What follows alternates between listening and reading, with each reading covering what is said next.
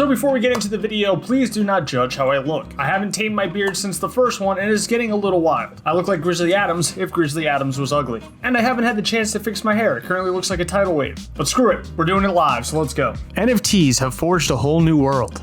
A world where a picture that looks like it was drawn by a 2-year-old who stepped on a Lego and then happened to land on a box of crayons can make you filthy rich. It seems that everyone around you is making so much money and you're looking just like this, because you have absolutely no idea where to begin, what to do, or hell, maybe you're just too lazy to do the research. So that, my friend, is where I come in. And all I ask is that you like this video and subscribe. Also follow our account on Twitter and my personal account on Twitter.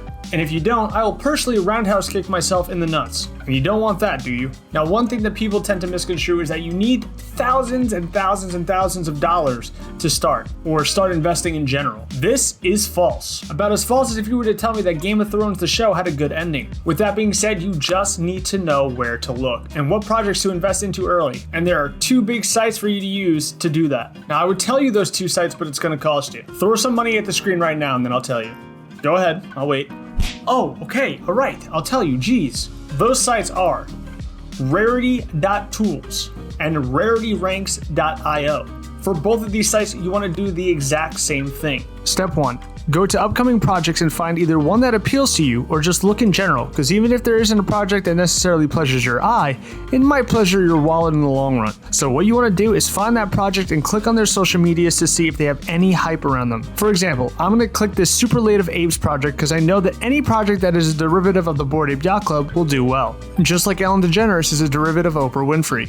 They just perform well. That's another hint, by the way. If you see an ape project, for instance, called the Doodle Ape Punks Yacht Club, buy it, because it's gonna do well. Apes are like the Fortnite of the NFT world. When Fortnite releases a crappy skin, you might not like it, but you know it's gonna make Epic Games millions of dollars anyway. That's kind of how ape derivative projects are. Anyway, as you can see here, they are releasing on December 16th to the public and the pre-sales on December 15th. Pre-sales are generally for people who get whitelisted. How you get whitelisted is a whole other thing in itself, but generally all projects have their own rules or things you have to do to get in. But it's super worth it with the right project because you're guaranteed a mint or multiple mints, which equals guaranteed money for the most part. So take a look at this project right here, Superlative Apes. So just by looking at them, I can tell you right now that they probably have a good following. So let me click on their Discord. Bam, they have 14,000 Discord members, 14,000 followers. So it's pretty much even between the 2 of them. There's only really one social media you should care about, just like there's only one Kardashian that matters. That social media being Discord. Discord is where the community really stands out, and if there's generally over 10,000 members, they will probably sell out. Now that's not guaranteed, because here's one thing a lot of other tutorials or people will not tell you.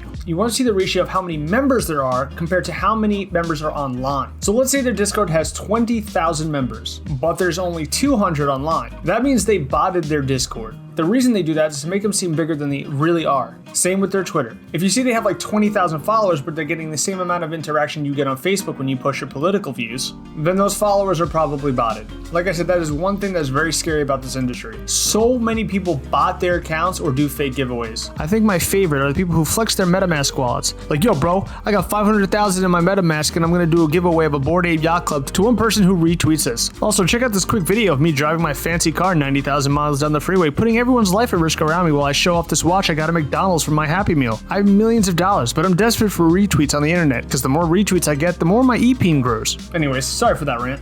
Anyways, moving on to step 2, minting day. Minting day has arrived and you are ready to make some money. But then you realize when you go to mint, gas prices are higher than the rent on Boardwalk with 4 hotels on it. You feel a part of you die inside as you go from $400 to mint to $4,000. But once again, here's where I come in. That's right, folks, I'm saving you money. If that doesn't earn a sub, then I don't know what will. Why aren't you subbed? Is it because I forgot to put deodorant on today?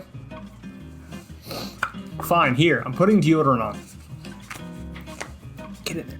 Step 3, the flip. Now there's a lot to this step and a lot of it can be luck, so I'll do my best to explain this within the best of my ability because projects all have different minting processes. For example, some projects won't reveal for 24 hours, some instant reveal, so keep that in mind. With that being said, if by the luck of the NFT gods you happen to get a mint, then you have multiple options. You can sell right away. For people who are FOMOing, For those who don't know what FOMOing is, it means fear of missing out. Now, this is honestly what a majority of people do nowadays. I get why people do it, but here's why it bothers me just a little bit. A lot of these projects offer an insane amount of utility and put a lot of work into their project to offer their community an extreme amount of benefits just for people to throw it away like it's garbage. Garbage that's worth thousands of dollars. And I honestly feel bad for the projects who get treated like that, but hey, what can you do, right? And like I said, this is just an option, but the most popular one. They call the people who do this paper hands.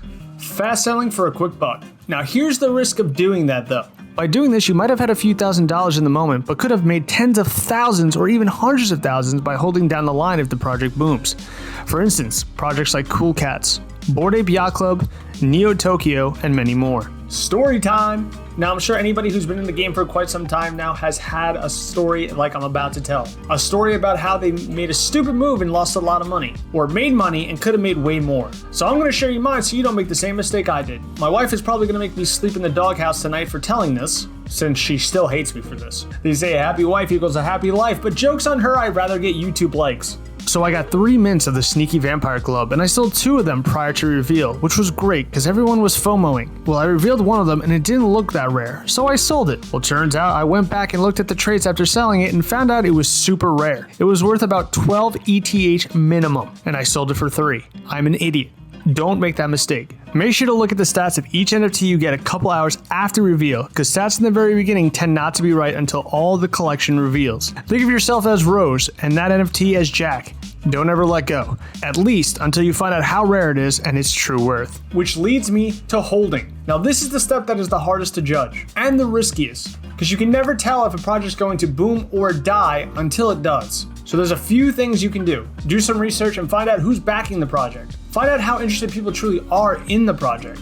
Twitter is a very good place for this. So to give an example, when I saw Doodles for the first time, the colors and the art style really grabbed my attention. And considering I have the attention span of a half-eaten snail who can barely watch a TikTok video longer than 3 seconds, this clicked. I started to see literally everyone tweeting about Doodles and doing Doodle giveaways that were probably faker than my will to eat healthy. But you can generally tell based off Twitter alone the type of traction something has just by that alone sometimes. Now don't get me wrong here. There are people in the NFT game, and you might be one of them, who don't care about the money aspect of things and just invest into a project because you like the community or the art relates to you in some way. However, that is not the title of this video, nor why you probably clicked this, so I don't even know why I'm saying all of this. Holding is risky, but what isn't risky in crypto? Holding can lead to massive payouts with the right project. Last but not least, trading NFTs. Now look, I'll be honest with you. I feel more comfortable sleeping with my socks on at night than giving you information about trading NFTs. Because 1, I don't have much expertise in this, so I don't want to spew disinformation out of my nostrils and have you guys hate me for stuff I don't even know what I'm talking about. And 2, I generally wouldn't recommend trading, as trading is so risky in more ways than one. There are so many scammers in this industry that you have a better chance of lasting more than 1 round against Mike Tyson in a boxing ring than not getting scammed. So if you want my personal opinion, you're not allowed to breathe. Don't breathe in my video. Put that in the video. You gotta put that in the video. However, trading has its benefits because it's like trading altcoins. You could get rid of something in place of something worth a lot more. Just please be safe, guys. I might actually care about you. Last but not least of the ways that you can make money is creating. Instead of buying them and flipping them, why not just create some? This is an era for artists to really make money for their talent. So many times I used to read on Twitter and still do of artists getting ripped off or having a hard time making ends meet. The starving artist, I should say. NFTs have changed all of that for you. So capitalize on this, please. I want to see you artists succeed. Okay, that is all I'm going to cover for now. And if you guys like this video enough, maybe I'll do another one. Let me know in the comments below tips and tricks that you would recommend to people coming into the space. Love you guys, and we will see you in the next one.